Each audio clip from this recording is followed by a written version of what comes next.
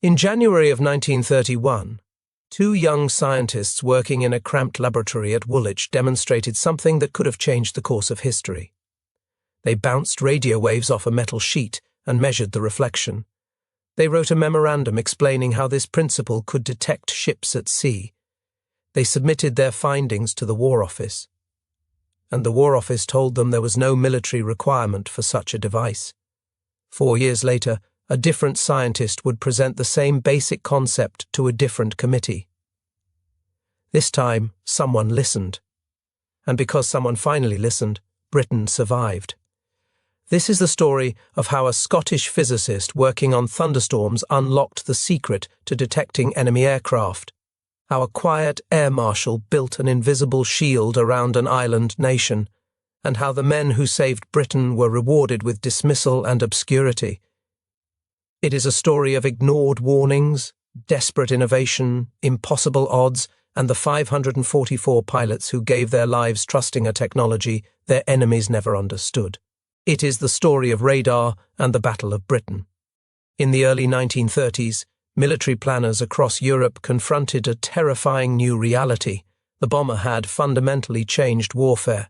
Aircraft could now fly higher than anti-aircraft guns could reach. They could cross the English Channel in 20 minutes. By the time defenders spotted incoming bombers with the naked eye, the bombs would already be falling. The only defense seemed to be maintaining constant fighter patrols in the sky, but no air force on Earth had enough aircraft and pilots to sustain such patrols indefinitely. British military leaders understood what this meant for their island nation. Geography had protected Britain for centuries.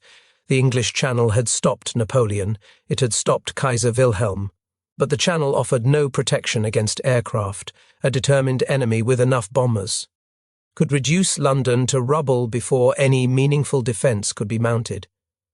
The question haunting military planners was simple and seemingly unanswerable. How do you see an enemy you cannot see coming?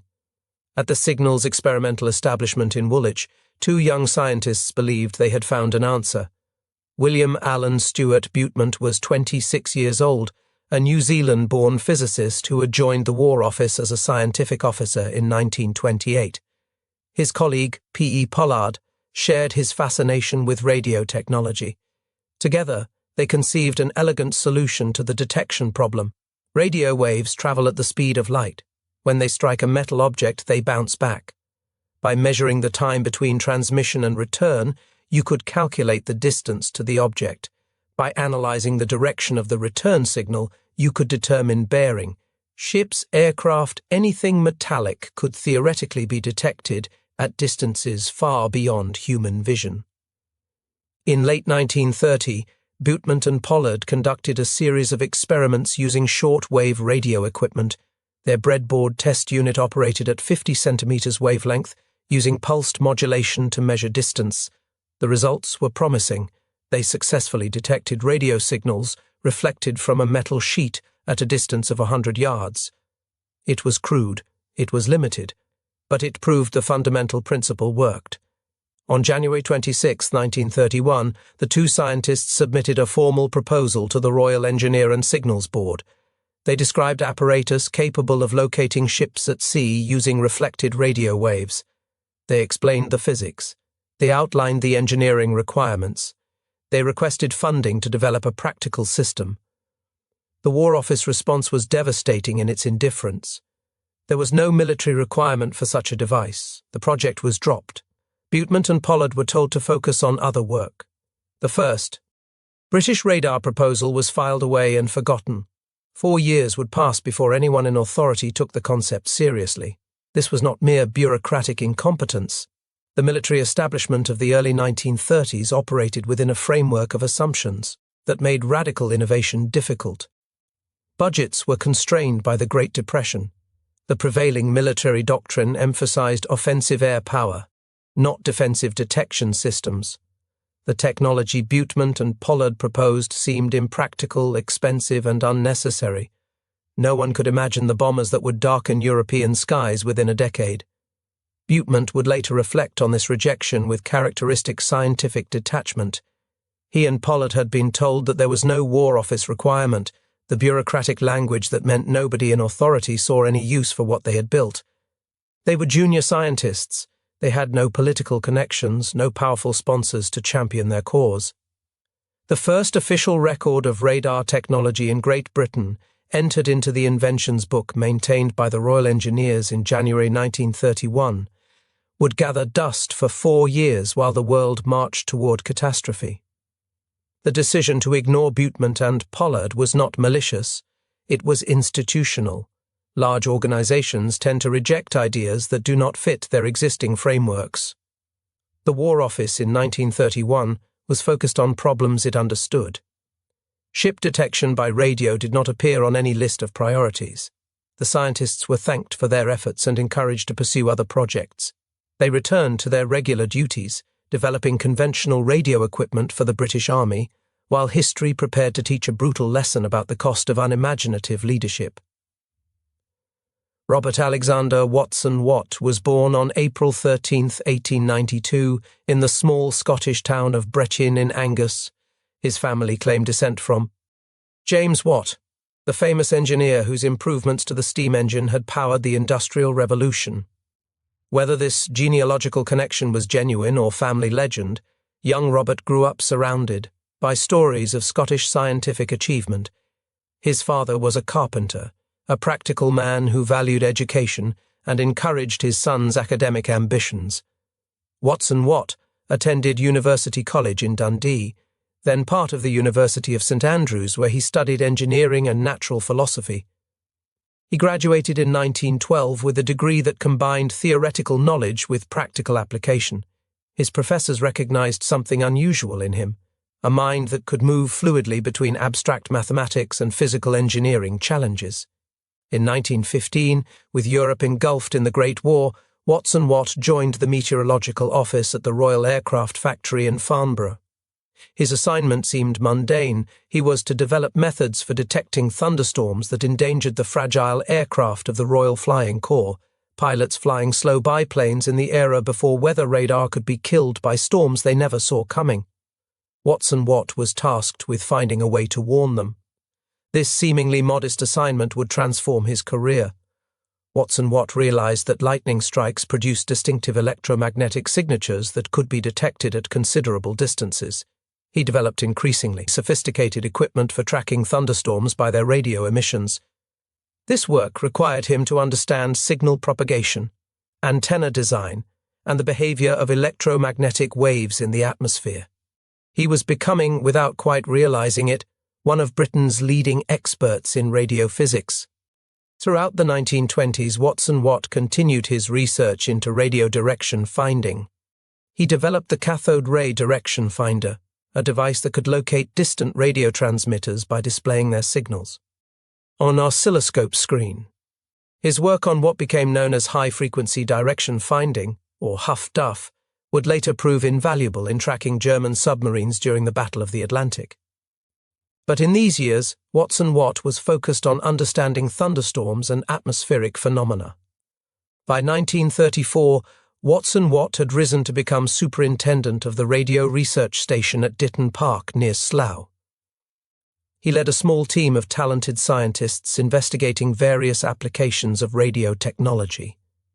He had built a reputation as a practical innovator who could translate theoretical concepts into working systems. He was also known for his unconventional personality, his thick Scottish accent, and his willingness to challenge established thinking. Meanwhile, the international situation was deteriorating rapidly. Adolf Hitler had come to power in Germany in 1933. The Nazi regime was openly rebuilding German military strength in violation of the Versailles Treaty. Intelligence reports suggested Germany was developing advanced bomber aircraft capable of devastating raids on British cities. The bomber, military theorists warned, would always get through. Britain seemed defenseless against the approaching storm. In 1934, the Air Ministry established the Committee for the Scientific Survey of Air Defence under the chairmanship of Henry Tizard. Tizard was a distinguished scientist and administrator who understood both the technical and political dimensions of military research. His committee was tasked with investigating any and all methods that might improve Britain's ability to defend against aerial attack. The committee considered various approaches. Acoustic detection using giant concrete sound mirrors had been tried but proved ineffective against modern high-speed aircraft. Infrared detection showed theoretical promise but faced insurmountable practical challenges. Some members wondered whether radio waves might offer a solution, but no one knew exactly how such a system might work. In January 1935, wild rumours circulated through British intelligence about German development of a death ray, a weapon that could supposedly destroy aircraft or their crews using concentrated radio energy. The Air Ministry asked Watson Watt to assess whether such a weapon was feasible and whether Britain should attempt to develop one. Watson Watt assigned the calculations to his young assistant Arnold Wilkins. Born in 1907 in Chorlton, Cheshire, and Wilkins had studied at Manchester University and Cambridge before joining the radio research station. He was a brilliant physicist with a gift for translating complex problems into practical solutions. Wilkins quickly determined that a radio death ray was physically impossible. The energy required to damage an aircraft or harm a pilot at any useful distance vastly exceeded anything that existing or foreseeable technology could generate. He reported his findings to Watson Watt with characteristic directness. The death ray was science fiction. But Wilkins added something else to his report. While researching the death ray question, he had recalled an observation from several years earlier. Post office engineers had noticed that aircraft flying near their radio transmitters caused interference with the transmitted signals. The aircraft were reflecting radio energy back toward receivers. This was considered a nuisance, a problem to be solved. But Wilkins realized it could also be an opportunity. What if, Wilkins suggested, instead of trying to destroy aircraft with radio waves, they used radio waves to detect aircraft? A powerful transmitter could send out pulses of radio energy. When those pulses struck an aircraft, some energy would be reflected back. A sensitive receiver could detect these reflections. By measuring the time between transmission and return, the distance to the aircraft could be calculated. By using directional antennas, the bearing could be determined. Enemy bombers could be detected while they were still over the English Channel, giving defenders precious minutes to scramble fighter aircraft. Watson Watt immediately recognized the potential. This was not speculation. This was engineering. The basic principles were well understood. The components existed. The challenge was integration, combining transmitters, receivers, antennas, and displays into a functional system. On February 12, 1935, Watson Watt submitted a secret memorandum to the Air Ministry titled Detection and Location of Aircraft by Radio Methods. The document outlined the theoretical basis for radar detection and proposed a practical development program. He sent it to Henry Tizard's committee with a request for funding. Tizard was impressed but cautious. Before committing significant resources, he wanted proof that the concept actually worked. He asked Watson Watt for a demonstration. Watson Watt and Wilkins had 2 weeks to prepare.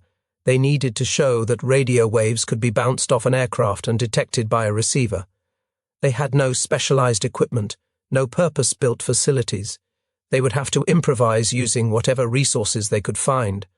Wilkins identified a potential solution. The BBC operated a powerful short-wave transmitter at Daventry in Northamptonshire, broadcasting on a wavelength of 49 meters. This transmitter was already sending radio waves into the atmosphere. All Watson Watt and Wilkins needed was a receiver capable of detecting reflections from aircraft flying through those signals. On February 26, 1935, Watson Watt, Wilkins, and a single observer from the Tizard Committee gathered in a field near the village of Upper Stowe, about 6 miles from the Daventry transmitter. Their equipment was mounted in a delivery van the radio research station used for field measurements. Wire antennas were stretched across. The field on wooden poles.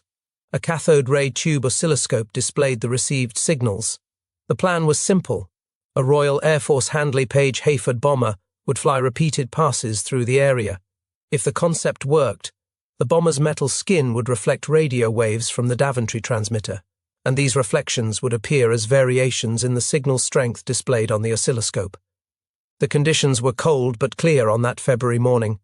Wilkins had arrived the previous day to set up the equipment and test the receiving apparatus.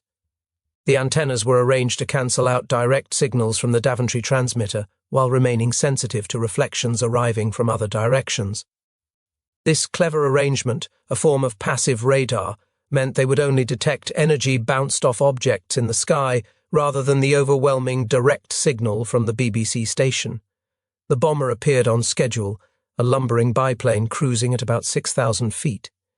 The Hayford was one of the last biplane-heavy bombers in RAF service, already obsolescent but perfect for this experiment because of its large metal surface area and predictable flight characteristics.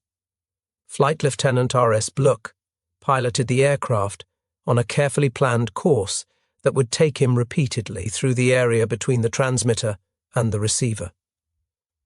As the bomber passed through the signal path, the green line on the oscilloscope began to fluctuate.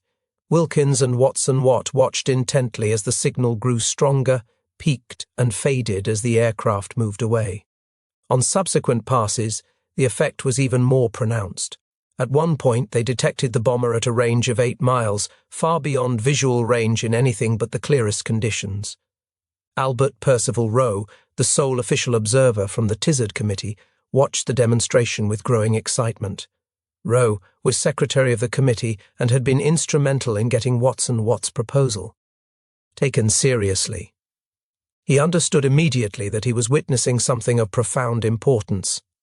The traces on the oscilloscope represented not merely a scientific curiosity, but a potential solution to Britain's most pressing defensive problem.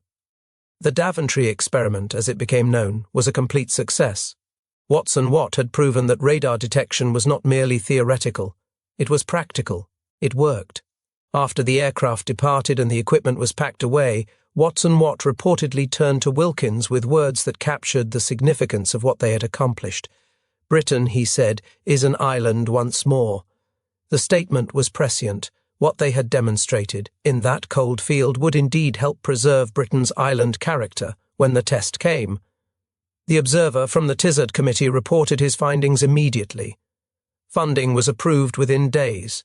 Watson-Watt received authorization to establish a dedicated research facility and recruit additional staff. The race to build a radar defense system had begun. Do you think the earlier 1931 proposal might have given Britain an even greater advantage if it had been pursued? Share your thoughts in the comments below. Watson-Watt understood that proving a concept and building an operational system were entirely different challenges.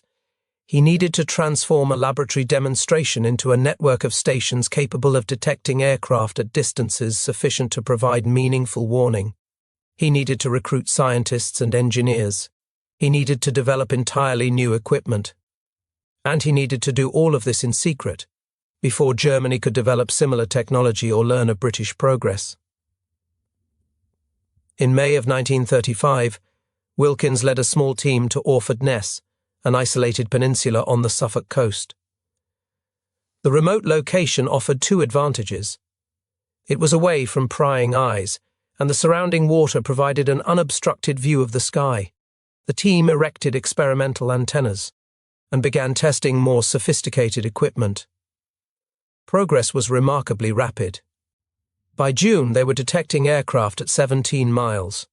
By the end of the year, the range had extended to 60 miles.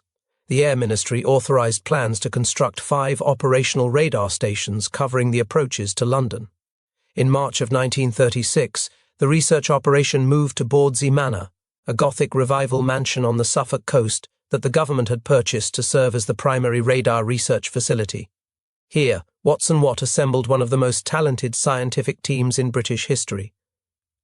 Edward George Bowen, a Welsh physicist known as Taffy, became responsible for developing airborne radar systems that could be carried in fighter aircraft. His work would eventually enable night fighters to locate enemy bombers in complete darkness. The team also included mathematicians, electrical engineers, and radio specialists drawn from universities and industry across Britain. They worked in the converted manor house and its outbuildings, surrounded by the tall steel towers that supported the radar antennas. Security was absolute. Workers were forbidden to discuss their activities even with family members. Watt's approach to development was deliberately pragmatic. He articulated what he called the cult of the imperfect. Give them the third best to go on with, he declared. The second best comes too late. The best never comes.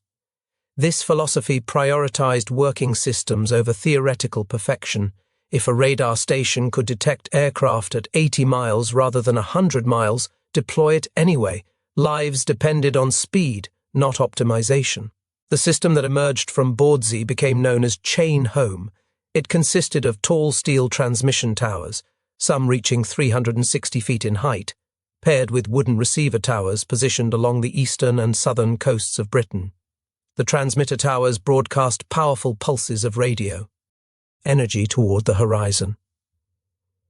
When these pulses struck aircraft, the reflected signals were captured by the receiver towers and displayed on cathode ray tubes operated by trained personnel.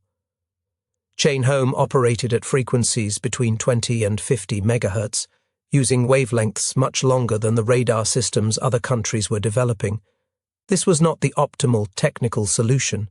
Shorter wavelengths would have provided better resolution and smaller antennas. But Watt chose the longer wavelengths because British industry could manufacture the required components quickly and reliably. Perfection was the enemy of survival. By September of 1938, the first Chain Home stations began 24-hour operation. They formed an electronic fence along the most vulnerable approaches to Britain.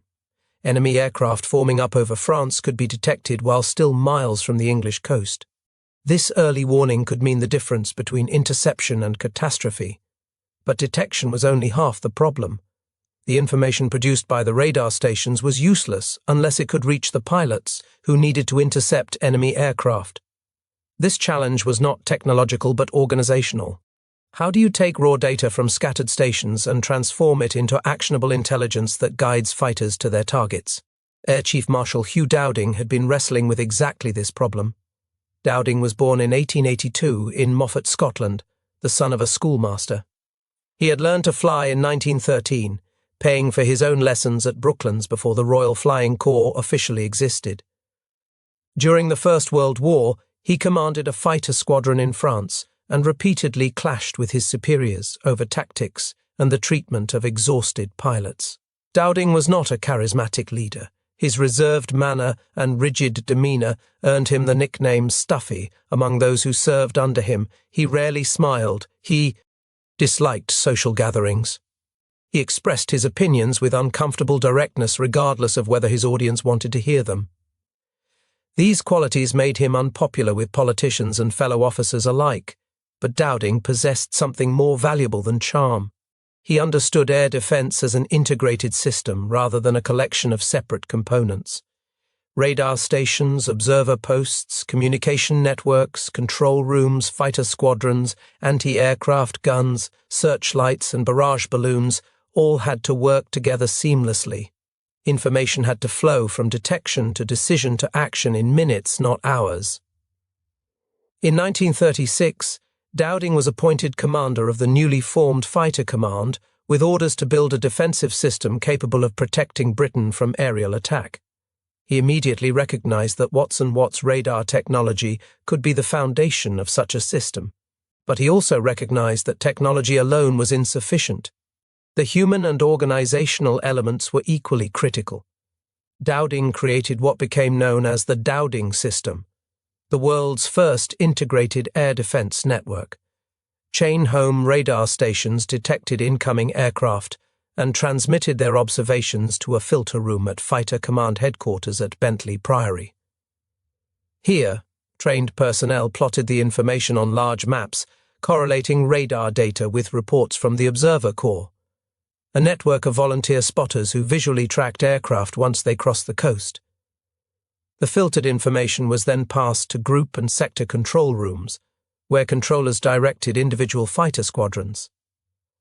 Voice radio connected the control rooms directly to pilots in the air. The entire system was designed to minimize the delay between detection and response. Every minute saved was a minute that fighters could use to climb to altitude and position themselves advantageously.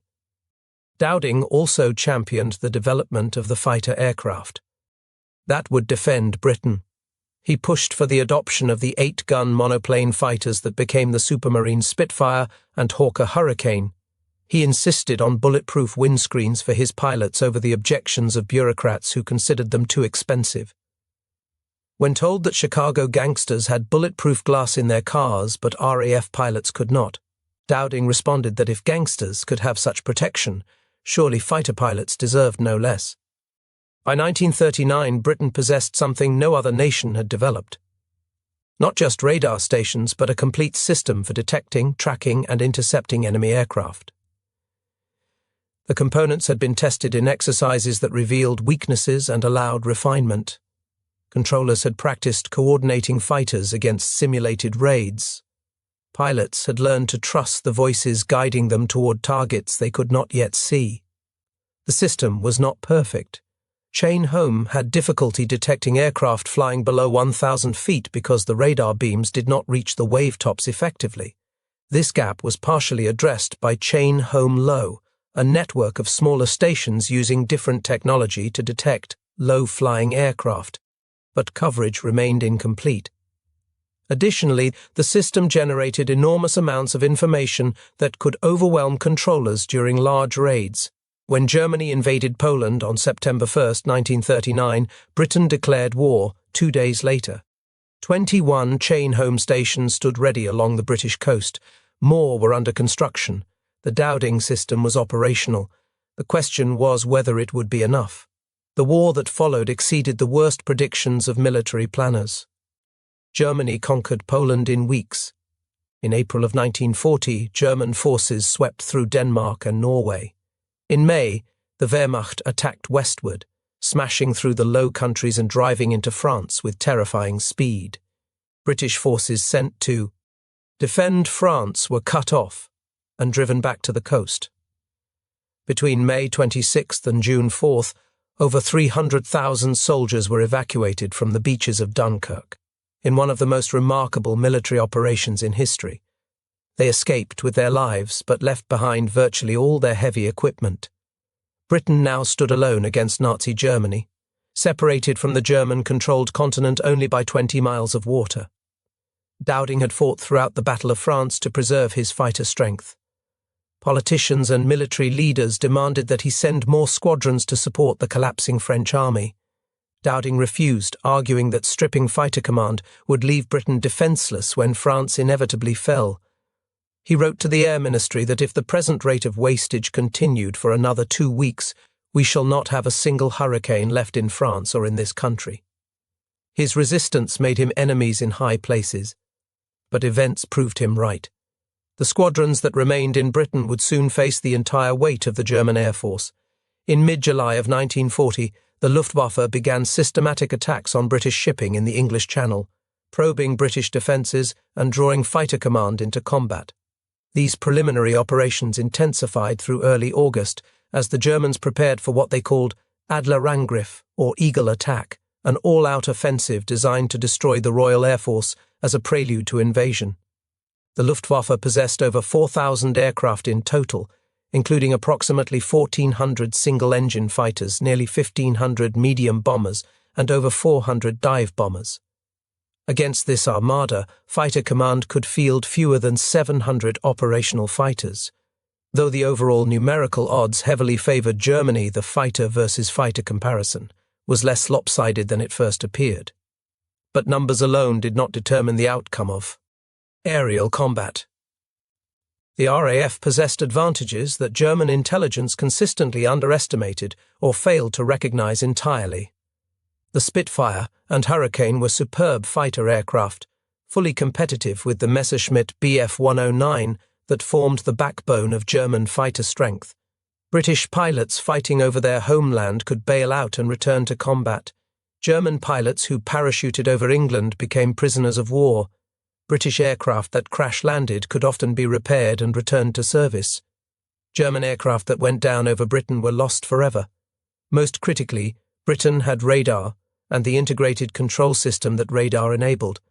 German pilots were astonished that RAF fighters seemed to know exactly where to find them.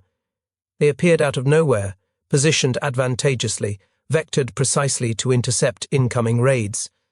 The Luftwaffe knew the British had some form of detection system. The tall radar towers along the coast were obvious landmarks, but German intelligence dramatically underestimated the sophistication and effectiveness of the Dowding system. August 13, 1940. Adlertag, Eagle Day. The Luftwaffe launched massive raids against British airfields and radar stations. Nearly 1,500 German aircraft participated in operations throughout the day. The assault was designed to cripple fighter command within days. Reichsmarschall Hermann Göring, commander of the Luftwaffe, had promised Hitler that his air force would destroy British air defences within 4 days and achieve complete air superiority within 4 weeks. His pilots were veterans of campaigns in Poland, Scandinavia, and France. They had swept aside every opponent. They expected Britain to be another quick victory. The attacks on radar stations were initially effective. Several stations were damaged, and the critical facility at Ventnor on the Isle of Wight was knocked off the air. For several hours, a dangerous gap opened in Britain's electronic shield. But German planners made a fatal miscalculation. They believed they had destroyed the radar stations when in fact most were rapidly repaired and returned to service. The tall steel lattice towers were remarkably difficult to destroy. High explosive bombs passed through the open framework without causing catastrophic damage. Within hours, stations that appeared destroyed were transmitting again. British engineers had anticipated this problem. Mobile reserve units, designated MB2S, stood ready to replace damaged stations. Communication lines were buried underground, where possible, and quickly repaired when severed. The system had redundancy built into its design. No single point of failure could blind the entire network. More importantly, the Luftwaffe failed to understand that destroying radar towers was insufficient. The entire Dowding system needed to be disabled, including the control rooms, communication lines, and sector stations that converted radar data into fighter interceptions. Attacking only the visible components, while leaving the invisible infrastructure intact, accomplished little. It was as if an enemy had destroyed all the traffic lights in a city while leaving the road network intact. Inconvenient, certainly, but not decisive. By mid-August, German strategy shifted toward attacking RAF airfields directly. If the radar stations could not be eliminated, perhaps the fighters themselves could be destroyed on the ground. Day after day, formations of German bombers struck at airfields throughout southern England, escorted by swarms of Messerschmitt fighters. The fighting was brutal and attritional. Pilots flew multiple sorties each day, landing only to refuel and rearm before taking off again. Exhaustion became as dangerous as enemy fighters. Ground crews worked around the clock to repair damaged aircraft. Airfield personnel filled bomb craters between raids so that fighters could continue operating. The Dowding system proved its worth in battle after battle. Radar detected incoming raids while they were still forming over France. Controllers tracked the enemy formations and scrambled fighters to intercept. Instead of maintaining expensive standing patrols, Fighter Command could husband its resources, launching aircraft only when and where they were needed. Do you think the German failure to understand the Dowding system was primarily an intelligence failure or a failure of imagination? Let me know in the comments. By early September, Fighter Command was under severe pressure. Losses of aircraft could be replaced by British factories working at full capacity.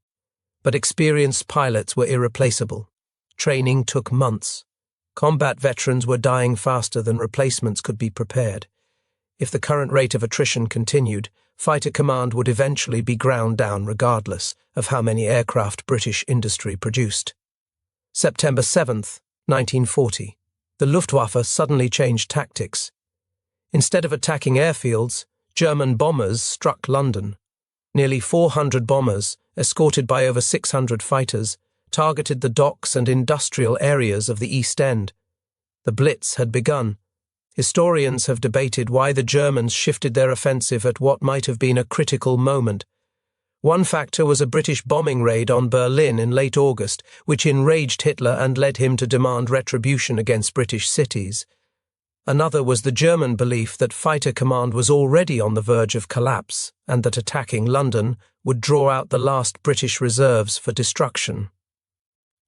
Whatever the reasoning, the shift gave fighter command a desperately needed respite. Airfields that had been under constant attack could now be repaired and restored to full operation. Exhausted pilots gained brief periods of rest. The Dowding system, which had been strained to its limits, could recover and prepare for the next phase of the battle. The climax came on. September 15, 1940, now commemorated as Battle of Britain Day, the Luftwaffe launched its largest and most concentrated daylight assault, sending over 1,000 aircraft against London in two massive waves. Radar detected the first formations building up over the French coast shortly after 11 in the morning.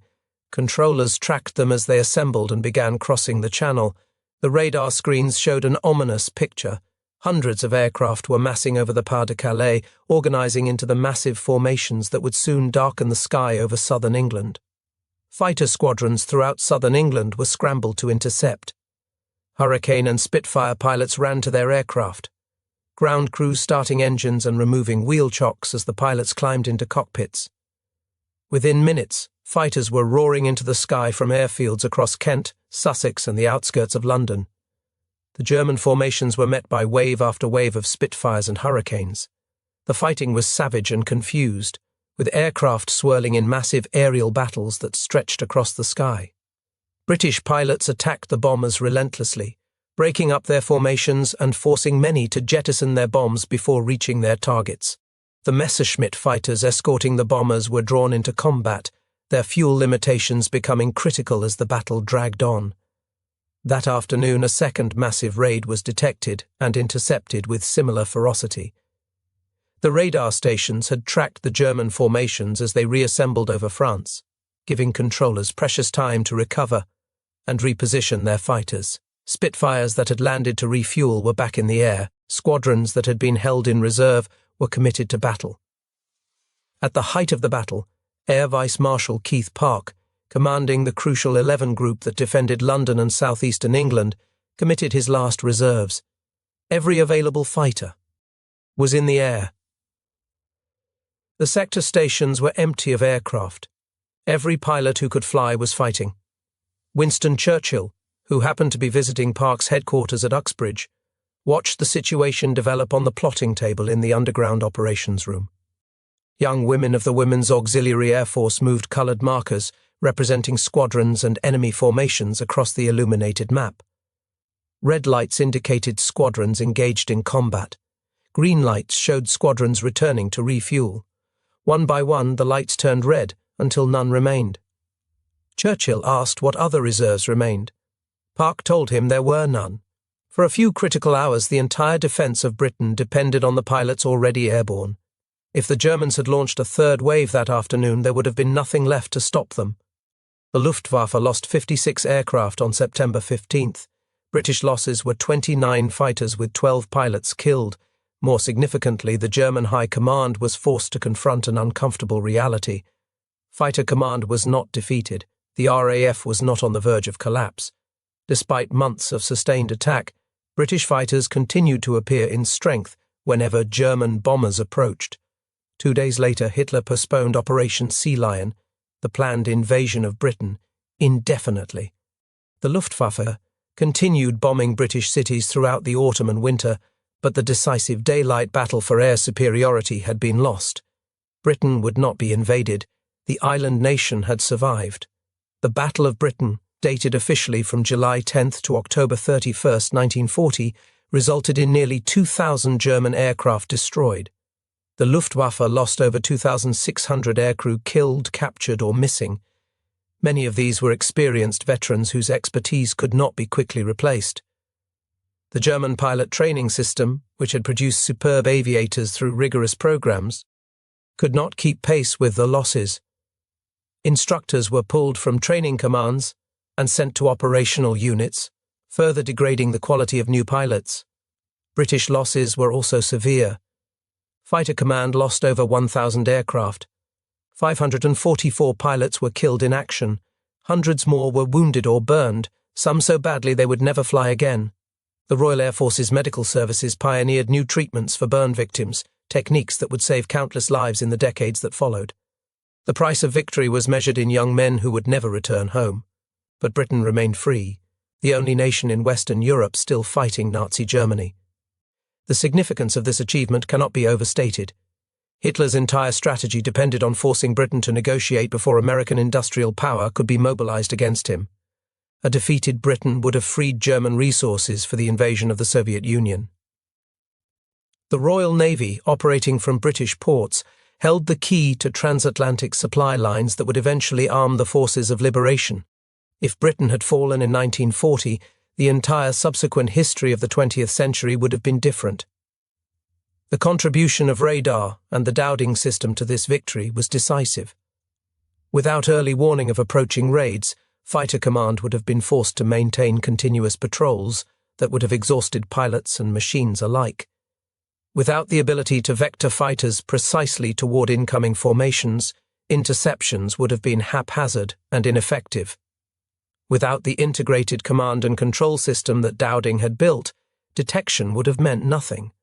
Historians estimate that the Dowding system effectively tripled the defensive capability of Fighter Command.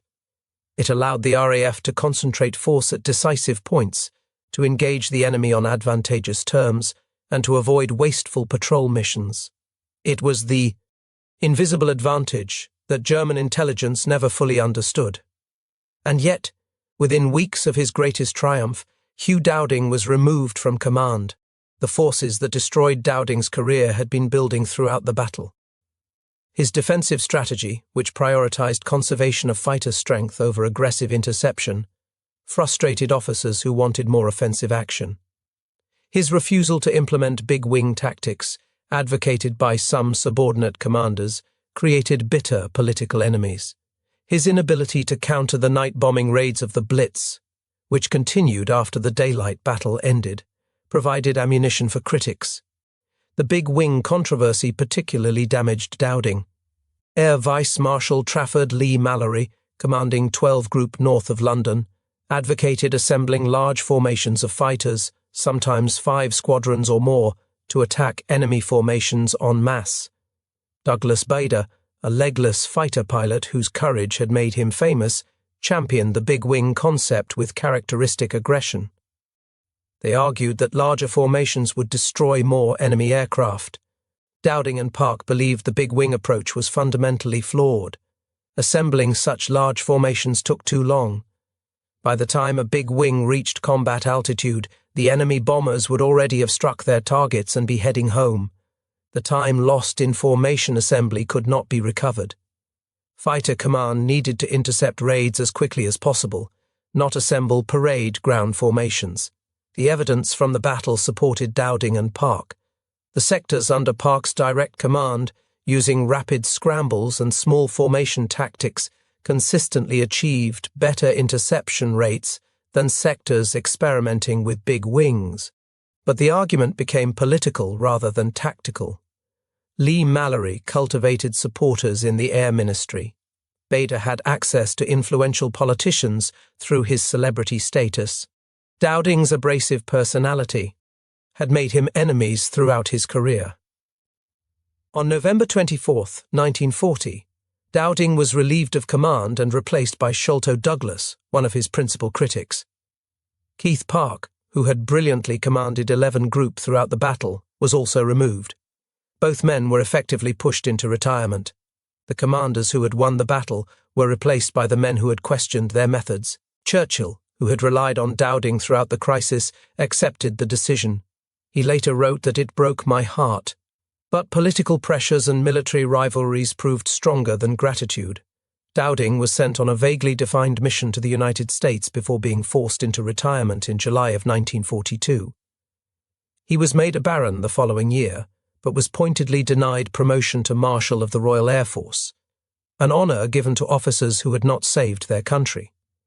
Some of the men who had advocated for his removal received exactly that promotion after the war. Robert Watson Watt fared somewhat better than Dowding, though his path was not without controversy. He was knighted in 1942 for his contributions to radar development, an honour that recognised his central role in creating the technology that had helped save Britain. In 1952, the British government awarded him £50,000 in recognition of his work, a substantial sum that acknowledged the incalculable value of his contribution. Watson Watt continued working on radar technology throughout the war, serving as scientific advisor on telecommunications to the Ministry of Aircraft Production. In 1941, he travelled to the United States to advise American military planners on radar development. The Japanese attack on Pearl Harbor had demonstrated the catastrophic consequences of inadequate air defense, and the Americans were eager to learn from British experience. The transatlantic exchange of radar technology proved crucial to the Allied war effort. Britain had developed sophisticated radar systems but lacked the industrial capacity to manufacture them in sufficient quantities. America had the factories but needed the technical knowledge. The Tizard mission of 1940 had already shared the cavity magnetron, a British invention that revolutionized microwave radar, with American scientists. Watson Watt's subsequent visits helped translate British operational experience into American practice. After the war, Watson Watt moved to Canada and later the United States, where he pursued various business ventures with mixed success. He remained interested in radar and related technologies, but never again achieved the central importance he had held during the desperate years of development. In the 1950s, Watson Watt was reportedly stopped for speeding in Canada by a police officer using a radar gun, a device descended from his own invention. "Had I known what you were going to do with it," he allegedly remarked, "I would never have invented it." He wrote an ironic poem about the incident, accepting with characteristic humour that he had become a victim of his own creation. The poem, titled Rough Justice, captured the absurdity of being caught by technology he had helped create. Watson Watt married 3 times. His third wife, Dame Catherine Trefusis Forbes, had herself played a significant role in the Battle of Britain as founding commander of the Women's Auxiliary Air Force. The WAKAF personnel she trained operated the radar displays and plotting tables that made the Dowding system function. Their wedding in 1966 united 2 veterans of Britain's finest hour. Watson Watt died on December 5, 1973, at the age of 81, in Inverness, Scotland. He was buried in Pitlochry, beside Catherine, who had preceded him in death by 2 years. A statue of Watson Watt was eventually erected in his hometown of Brechin, showing him holding a model. Spitfire in one hand and a radar tower in the other. The memorial came decades after his death, recognition that arrived, like so much in his story, later than it should have. Arnold Wilkins, whose crucial suggestion had launched the entire British radar program, received far less recognition than his boss. He was appointed an officer of the Order of the British Empire, a lesser honour than Watson Watt's knighthood, and spent his later career in relative obscurity. He died in 1985. William Butement, whose 1931 proposal had been dismissed by the War Office, went on to have a distinguished career after radar development finally received official support. He joined Watson Watt's team at Bawdsey Manor in 1938 and made major contributions to radar accuracy and coastal defence systems. He later moved to Australia and became chief scientist for the Australian Department of Supply. But his pioneering 1931 work remained largely unknown until historians examined the archives decades later. Hugh Dowding lived until February of 1970, dying at his home in Kent at the age of 87. His ashes were placed beneath the Battle of Britain memorial window in Westminster Abbey, a recognition that came 3 decades after his dismissal. In his later years, he wrote books on spiritualism and animal welfare, unconventional interests that further separated him from the military establishment. The legacy of radar extends far beyond the Battle of Britain. The technology Watson Watt and his team developed became fundamental to modern warfare, aviation, navigation, and countless civilian applications. Air traffic control systems use radar to track aircraft and prevent collisions. Weather forecasting relies on radar to detect storms and precipitation. Ships navigate safely using radar to detect obstacles and other vessels. Speed enforcement depends on radar guns derived from military technology. The Dowding system pioneered concepts that remain central to modern military operations. Integrated air defense, command and control, sensor fusion, and network-centric warfare all trace their origins to the system assembled in the desperate months before the Battle of Britain. But perhaps the most enduring legacy is philosophical rather than technological. Watt's cult of the imperfect represents a profound insight into innovation under pressure. The perfect solution that arrives too late is worthless. The imperfect solution that arrives in time can change history. This principle applies far beyond military technology to business, medicine, disaster response, and any situation where speed and adequacy matter more than optimization. In the summer of 1940, roughly 3,000 young men flew in defence of Britain. They came from across the British Empire and beyond. 145 were Polish. 127 came from New Zealand. 112 were Canadian. 88 were Czechoslovak. Americans, Belgians, South Africans, and Frenchmen flew alongside their British comrades. They were the few that Churchill immortalised, the pilots who scrambled from airfields across southern England to meet the Luftwaffe in the sky. But the few could not have succeeded without the many, the radar operators who sat before flickering screens, tracking blips that represented approaching danger, the plotters who moved markers across illuminated tables, translating electronic signals into tactical pictures, the controllers who vectored fighters toward targets with calm voices that betrayed nothing of the tension they felt, the ground crews who rearmed and refueled aircraft in minutes, the factory workers who built Spitfires and Hurricanes around the clock, the scientists who created technologies the enemy never understood. 544 pilots gave their lives in the Battle of Britain. Countless others were wounded, burned, or psychologically scarred by the relentless combat. They fought knowing that failure meant invasion, occupation, and the extinction of everything Britain represented. They climbed into their cockpits day after day, trusting that the voices in their headsets would guide them toward victory. Those voices came from a system conceived by unconventional minds. Watt with his rumpled appearance and Scottish accent, Wilkins with his mathematical precision and crucial insight about radio reflections, Dowding with his stubborn insistence on integration over fragmentation. These men did not fit comfortably within military bureaucracies.